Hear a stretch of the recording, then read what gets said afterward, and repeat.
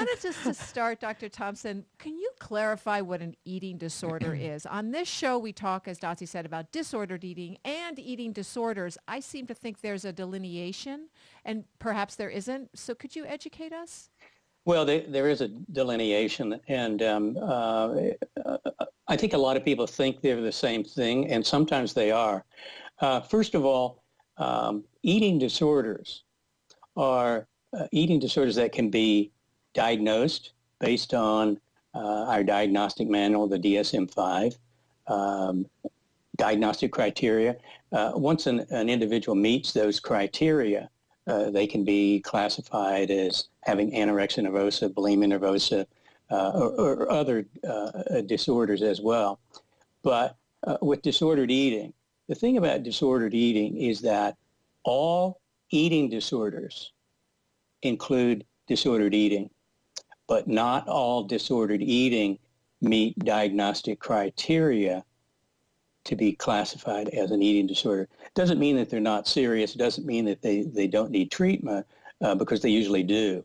And often, if disordered eating is not treated in some way, and these are disorders like almost any other kind, the sooner you get to them, the easier they are to treat. But if you don't treat disordered eating, sometimes it can progress to an eating disorder. I think a mistake that a lot of people make is to assume that disordered eating is not as serious as an eating disorder, but that's certainly not the case. Disordered eating can affect most major organ systems, just like an eating disorder can. So it's just a matter of whether it's in the DSM? Is that it? Well, in many ways. Disordered eating, we don't have diagnostic criteria for disordered eating.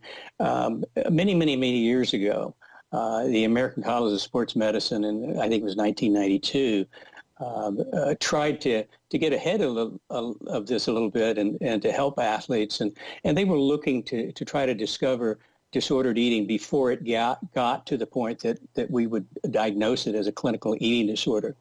Again, in an effort to get there early and intervene.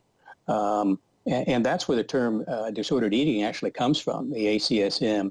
And then in 1997, they put out a formal statement regarding what they call the female athlete triad, and then another one in 2007. But again, for me, and I always take a practical approach to this, and people say, well, how do you know when you should go to treatment? Because for me, that's the real issue. And here's what I say. I take a very practical approach. If it interferes with your physical medical health, it's a problem that needs treatment. If it interferes with your mental health, it's a problem that needs treatment. If it interferes with important aspects of life, such as sport or school or work or relationships, it could benefit from treatment. So to me, it's not so much what we call it, it's what we decide to do about it. And again, whether it's a diagnosable eating disorder or disordered eating, I always recommend treatment, and sooner the better. So that would put about 90% of Americans, I think, needing to have some kind of help. Because well, I think disordered eating is very common, and I think unfortunately it's so common that it may be hard for people to recognize that they're doing something that's unusual. It's like with exercise. I think there are a lot of people who believe that the more exercise, the better. That you can't get too much of this good thing that we call exercise. You certainly can, but in our society, and I hear people all the time say, "Oh my gosh, you're exercising every day, 2 or 3 hours a day. I wish I could do that." No, it really sort of depends on the motivation for doing it. It depends on the body's readiness and willingness to do it. But I think it is harder and harder to find what I call normal eating. It gets harder and harder to find what I call normal exercise. I can remember when Pauline Powers and I wrote the Exercise Balance.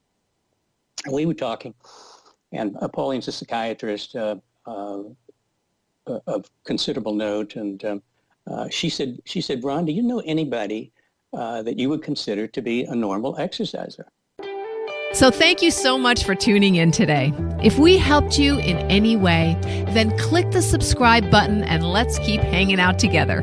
We have so much more to share with you.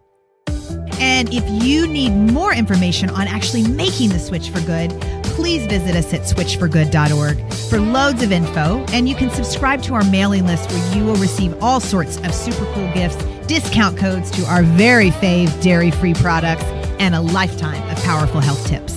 So join us on the journey to switch for good. This is the future.